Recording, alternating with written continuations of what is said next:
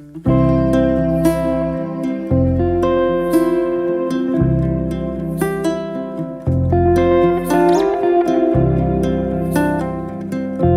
tout le monde, c'est Ophélie. Aujourd'hui, on se retrouve dans une nouvelle vidéo pour vous donner mon avis sur la 9e Loutre Bleue de Christian Postlaniec, publiée chez les éditions Le Muscadier dans leur collection Rester Vivant. Dans ce livre, on va suivre Christy, un écrivain qui va être chargé de faire des activités culturelles dans toutes les villes de Bretagne. Pas dans toutes les villes, mais dans certaines villes clés de Bretagne. Et il va devoir aussi mettre de la réalité virtuelle. Il va être principalement aidé par deux jeunes enfants, Yann et Émilie, et en fait tout le long de leur parcours, ils vont toujours rencontrer une loutre bleue. Normalement, c'est déjà une loutre bleue, ça n'existe pas, et en plus là où il se trouve, il n'y a pas de loutre normalement qui doit être là.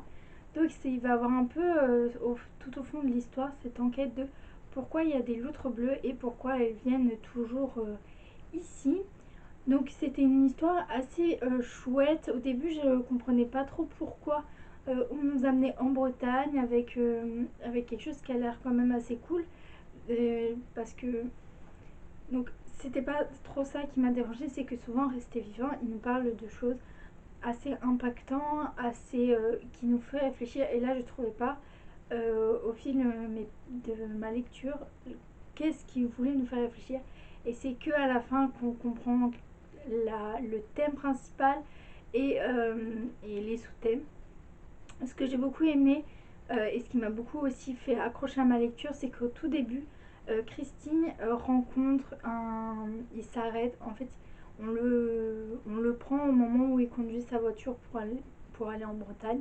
Il s'arrête sur une plage et pour faire une pause. Et là, il découvre, là, il y a des brumes déjà qui commencent à arriver alors que normalement, il n'y aurait jamais dû en avoir.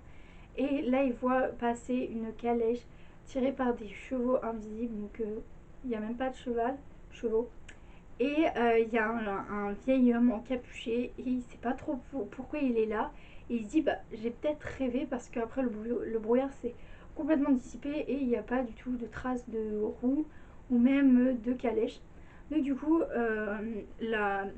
un jeune habitant du village qui est à côté va lui dire qu'en fait il a rencontré la faucheuse et que c'est un signe de mort. Mais vu qu'il n'a pas vu sa fauche, ça va être quelqu'un de son entourage qui va mourir. Donc c'est un peu ça qui m'a maintenue dans ma lecture parce que je me suis dit, bah, qui va mourir? Est-ce qu'il va la rencontrer pour de vrai? Et c'était vraiment une lecture quand même assez agréable. Donc ce livre, pour vous dire les sujets importants qui va se dérouler dedans, donc on va avoir du terrorisme, donc, donc déjà ça c'est un gros sujet important, mais aussi on va avoir des modifications génétiques.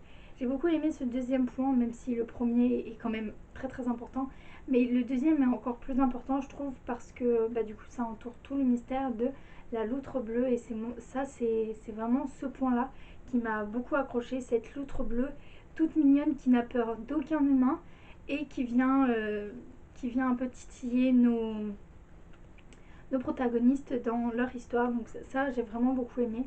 Donc comme vous pouvez le voir, c'est un tout petit livre. Ici hyper facilement. À l'intérieur, on a aussi pour plaire aux lecteurs, je vais essayer de vous le retrouver. On a un sort de petit dragon, mais là il veut pas. Voilà. On a un petit dragon comme ça. Et on a aussi ce qui est assez sympa, c'est qu'on a des pages où bah, des fois on a juste une bulle, mais on a aussi des écritures bah, en italique, en gras. Ouais. Il y a vraiment dans certaines pages des styles d'écriture très différents, ce qui permet vraiment d'avoir une lecture très agréable.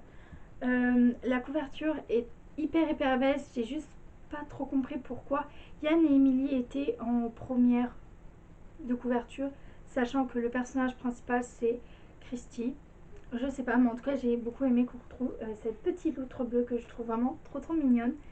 Donc voilà, j'ai beaucoup aimé ma lecture et je n'ai pas été déçue encore par la collection Rester Vivant. Je vous la conseille vraiment. Celle-là il faut un peu attendre plus la fin, même le milieu du livre pour avoir vraiment ce sujet terrorisme et modification génétique. Mais en tout cas, ça perd pas du tout de notre lecture et même de l'entrain à le lire. Donc si ce livre vous intéresse, je vous mettrai comme d'habitude le résumé et les informations importantes à savoir dessus, ainsi que le lien Amazon si vous voulez aller vous le procurer. N'hésitez pas à me dire en commentaire ce que vous en pensez, si vous l'avez lu et si le sujet vous intéresse ou alors pas du tout. N'hésitez pas à liker et à partager cette vidéo si elle vous a plu, à vous abonner à la chaîne. Et moi je vous dis à bientôt pour une nouvelle vidéo.